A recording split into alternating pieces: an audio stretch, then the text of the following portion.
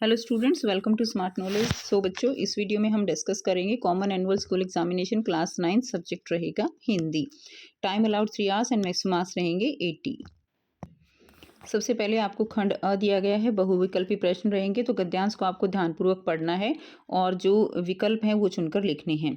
ठीक है, तो ये आप पढ़ लेंगे, एक बार अच्छे से इसको रीड कर लेंगे। संयुक्त राष्ट्र ने चेतावनी देते हुए कहा कि अपशिष्ट का उत्पादन और उसके समुचित निपटान का अभाव जलवायु परिवर्तन, जैव विविधता और प्राकृतिक विनाश के तिहरे संकट को बढ़ावा दे रहा है।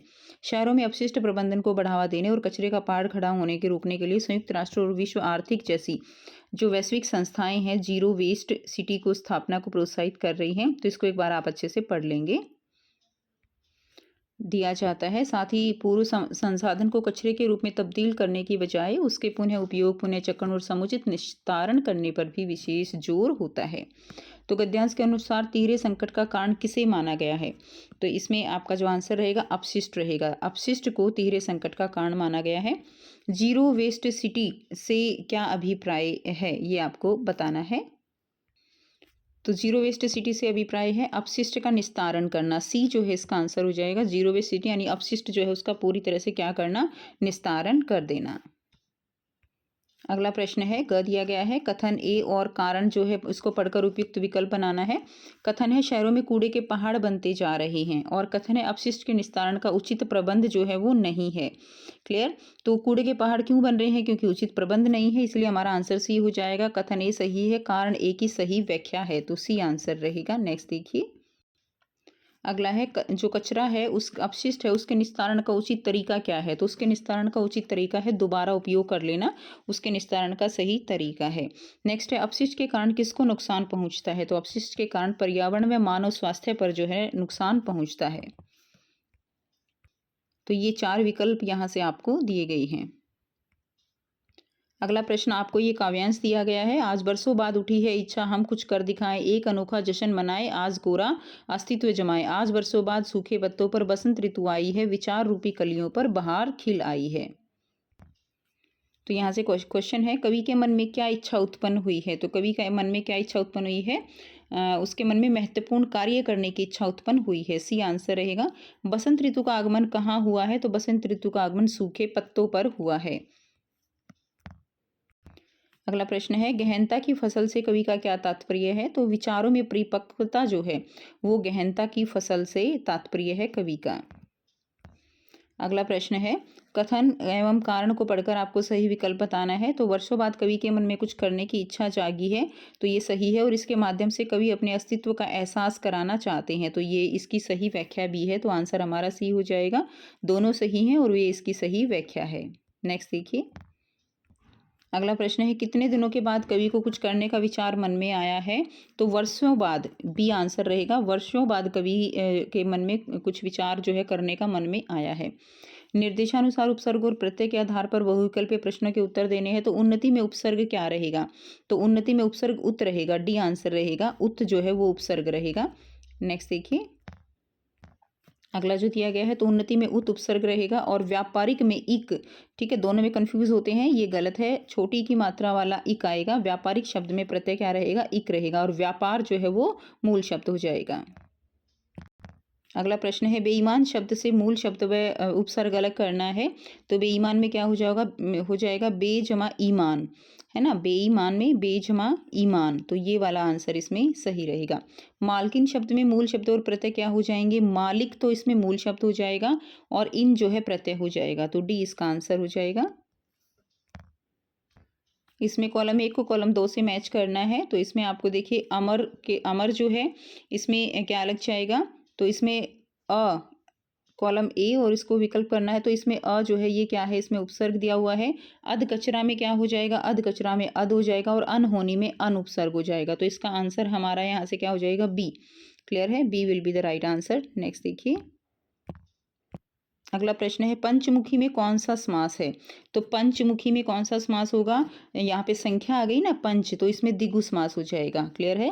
द्विगु समास होता है। आगे पीछे में कौन सा समास है? तो इसमें द्वंद्व समास है, आगे पीछे में द्वंद्व समास है। क्लियर है? उसके बाद नेक्स्ट क्वेश्चन, अगला प्रश्न है, जहाँ पहला पद और दूसरा पद मिलकर किसी तीसरे पद की ओर संकेत करते हैं वहाँ कौन सा समास होता है? तो जहाँ पहला पद और दूसरा पद मिलकर तीसरा पद बनता है वहाँ बहुव्रीहि समास होता है। डी आंसर हो जाएगा। नील गाय का सही सामसिक विग्रह बताइए। तो नील गाय क्या होगा? नीली है जो गाय, नील गाय नीली है जो गाय, तो सी इसका राइट आंसर रहेगा। अगला प्रश्न हो जाएगा, इसमें देखिए यथासंभव, यथासंभव इसमें आपको मिलान करना है। यथासंभव जो है वो कौन सा समास रहेगा? तो यथासंभव अविभाव समास है।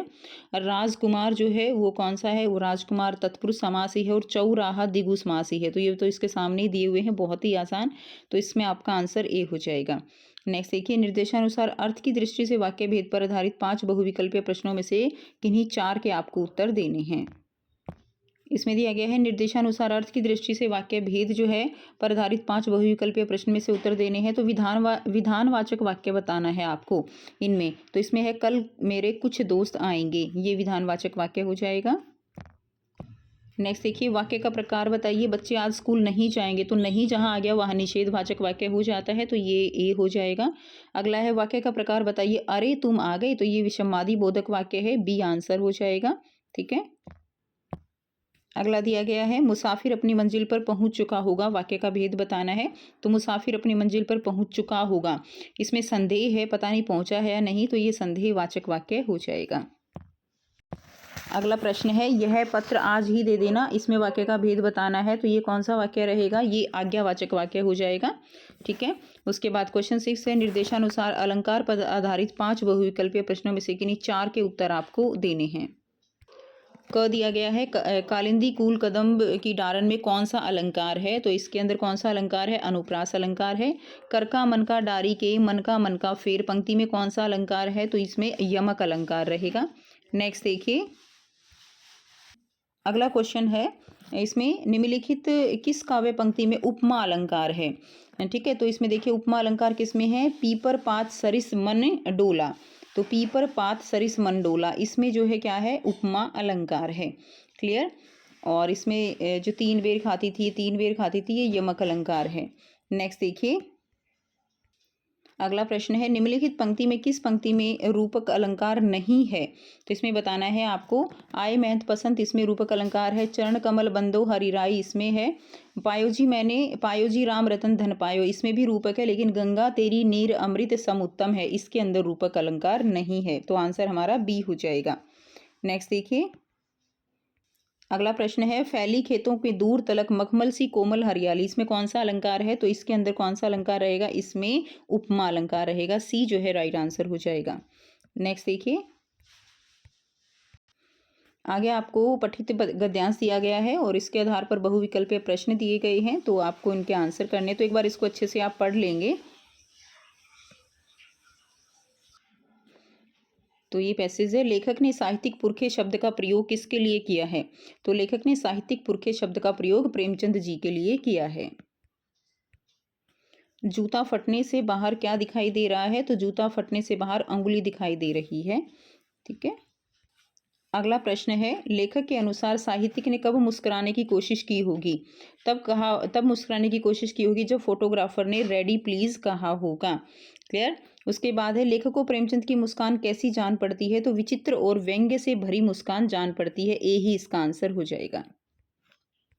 अगला प्रश्न है, प्रेमचंद फोटो के माध्यम से किन लोगों पर व्यंग्य करते हैं? तो प्रेमचंद जो है फोटो के माध्यम से अमीरों पर व्यंग्य यहाँ पर जो है करते हैं। ठीक है। या अमीरों पर नहीं होगा, जो लोग अपनी कमजोरी छिपाते हैं। डी आंसर रहेगा, जो लोग अपनी कमजोरी छिपाते हैं उन पर व्यंग्य कर रहे हैं। आगे दिया गया है, क्षितिज के गद्य पाठों के आधार पर निम्नलिखित बहुविकल्पीय प्रश्नों के सर्वाधिक उपयुक्त आपको आंसर जो है वो लिखने हैं। 2 बैलों की कथा से हमें क्या सीख मिलती है? तो 2 बैलों की कथा से हमें सीख मिलती है आज़ादी के लिए स्वयं लड़ना। ठीक है। नेक्स्ट देखिए, अगला प्रश्न है, मेरे बचपन के दिन पाठ में कविता सुनाने पर लेखक को किसका कटोरा मिला था? तो लेखक को जो है वो चांदी का कटोरा मिला था। डी इसका आंसर रहेगा। पठित पद्यांश पर आपको बहुविकल्पीय प्रश्नों के उत्तर चुनकर लिखने हैं। तो रोमांचित सी लगती वसुधा आज जो गेहूं में बाली, अरहर सनही की सोने की किकणियाँ हैं शोभाशाली, उड़ती भीनी तैलाक्त गंध, फूली सरसों पीली पीली, लो हरित धरतासी झांक रही, नीलम की कली तीसी नीली। तो अपने आप को रोमांचित कौन महसूस कर रहा है यहाँ पे? यहाँ पे रोमांचित जो है अपने आप को पृथ्वी महसूस कर रही है। ठीक है, बी जो है इसका राइट आंसर हो जाएगा। नेक्स्ट देखिए, तो अपने आप को रोमांचित यहाँ पे पृथ्वी महसूस कर रही है। कवि ने अरहर और सनी के फूलों की तुलना किससे की है? तो सोने की करघनी से जो है वो तुलना की गई है। सरसों के फूलों से किसकी महक आ रही है? तो सरसों के फूलों से तेल की महक आ रही है। तीसी के फूलों की तुलना किससे की गई है? तीसी के फूलों की तुलना जो है नीलम की कलियों से की गई है। हरियाली युक्त धरा से कौन झांक रहा है? तो तीसी ये हरियाली युक्त धरा से झांक रहा है। नेक्स्ट, क्षितिज के पद पाठों के आधार पर जो है आपको प्रश्नों के उत्तर देने हैं। पक्षी बनने पर कवि कहाँ बसेरा करना चाहता है? रसखान के सवैये के आधार पर बताना है। तो यमुना नदी के किनारे कदम्ब के पेड़ पर जो है वो बसेरा करना चाहता है। अगला प्रश्न है, मेघों के आगे कौन नाचती गाती हुई चल रही है? तो मेघों के आगे जो है हवा नाचती गाती हुई चल रही है। प्रश्न 11 है, गद्य पाठों के आधार पर निम्नलिखित 4 प्रश्नों में से किन्हीं 3 के उत्तर आपको लिखने हैं। कह दिया गया है, उस समय तिब्बत में हथियार का कानून न रहने के कारण पक्षियों के किस प्रकार का भय था? तो मैं आपको आंसर बता देती हूँ। यात्रियों को जो है अपनी हत्या होने का भय था। चोरी डकैती लूटपाट का डर उनको बना रहता था। अगला क्वेश्चन देखिए। अगला प्रश्न है, उस समय तिब्बत में हथियार का कानून न रहने के कारण यात्रियों को किस प्रकार का भय बना रहता था? तो ये हमने भी डिस्कस किया है। सेकंड है, किस घटना ने सलीम अली के जीवन की दिशा को बदल दिया और उन्हें पक्षी प्रेमी बना दिया?